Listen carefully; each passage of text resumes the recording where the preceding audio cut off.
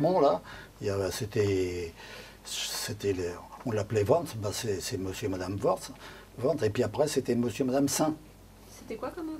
Bah, c'était tout. Bah, c'était épicerie, vin, tout.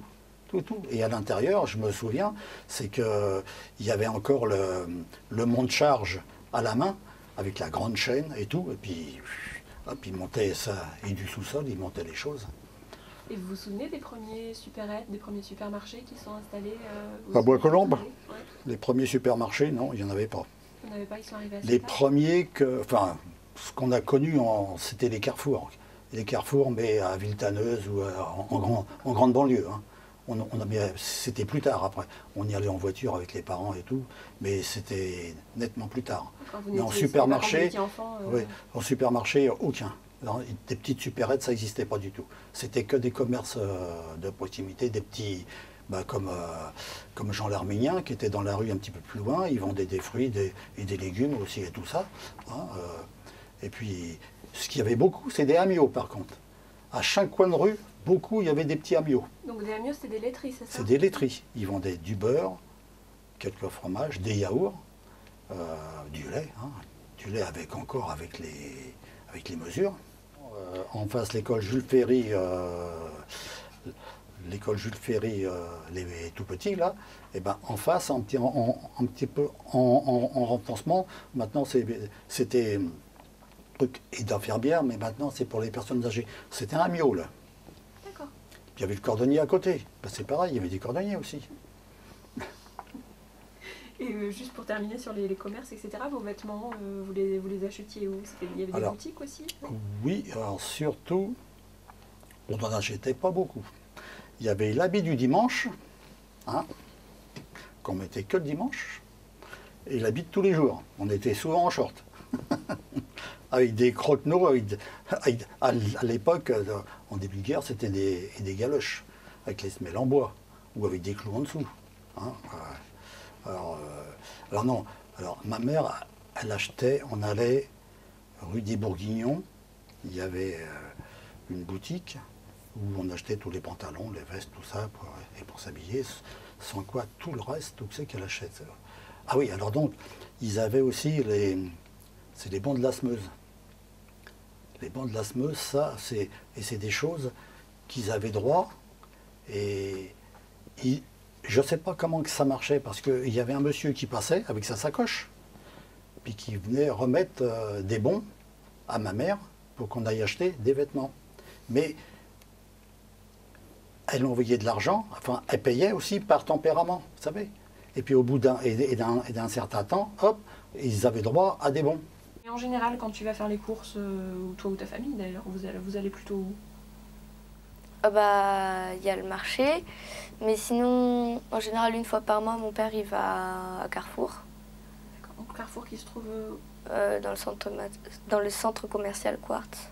D'accord. Je sais pas où c'est. Ça vous arrive des fois d'aller par exemple rue des Bourguignons ou dans des commerces dans ces endroits-là? Pas vraiment. Pas beaucoup. Alors la place de la République était un peu différente, en ce sens que il n'y avait pas toutes ces agences immobilières, on avait des commerces. Là. Alors il y avait un boucher, un épicier, un libraire. Ça a un peu changé. Il y avait un marchand de vélo qui est toujours là.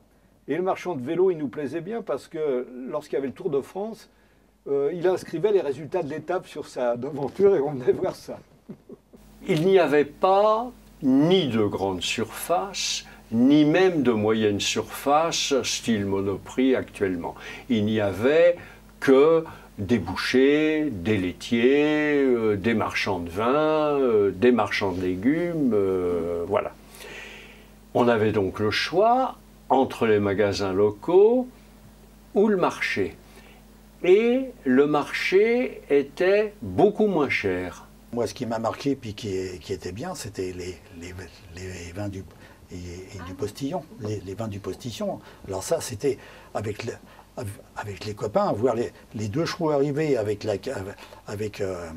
derrière, c'est pas une charrette, ça faisait comme une diligence, mais découverte, où il amenait le vin, le gars. Il était habillé avec son grand chapeau, son fouet, ses grandes bottes comme le postillon. Un postillon, c'était le truc des diligences et tout. Il arrivait avec ses chevaux, là. Il arrivait de la rue Hoche, là. il arrivait devant le magasin, là. L'épicerie chic de Bois-Colombes, c'était Accard, la maison Accard, qui était au coin de la rue d'Estienne d'Orve et de la rue Raspail. Il y avait un marchand de vin, il y avait beaucoup de marchands de vin, dont du vin à la tireuse. C'est-à-dire qu'ils avaient un grand tonneau, un espèce de robinet, et puis les gens venaient se faire remplir leurs litres à étoiles. Du vin de table. Du vin de table, oui, oui, oui, oui. Et alors la qualité, c'était 9 degrés, 10 degrés, 11 degrés, 12 degrés, de plus en plus cher. D'accord. Voilà, alors quand on n'avait pas beaucoup d'argent, on allait acheter 1 litre de 9 degrés, et quand on était plus large en budget, on se payait 1 litre de 12 degrés. Et ça vous arrivait parfois d'aller dans des fermes de Bois-Colombes? Bon, oui, on y allait, elles existaient, mais c'était un peu du folklore quand même. Oui, oh oui, il y avait quoi? Ouais, De vaches, oui. Et quand vous achetiez des vêtements, où est-ce que vous alliez Oui, Printemps Galerie Lafayette. Oui. Ah, Counon ou Bois-Colombes. Il y avait des magasins de vêtements d'hommes, vestes, pantalons, chemises.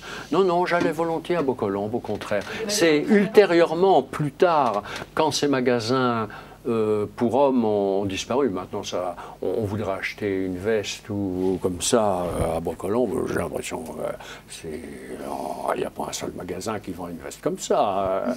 À cette époque-là, il y avait des magasins de vêtements d'hommes vendant vestes, pantalons par-dessus, etc. Rue des Bourguignons, peut-être? Notamment rue des Bourguignons, oui, bien sûr. Oui, oui.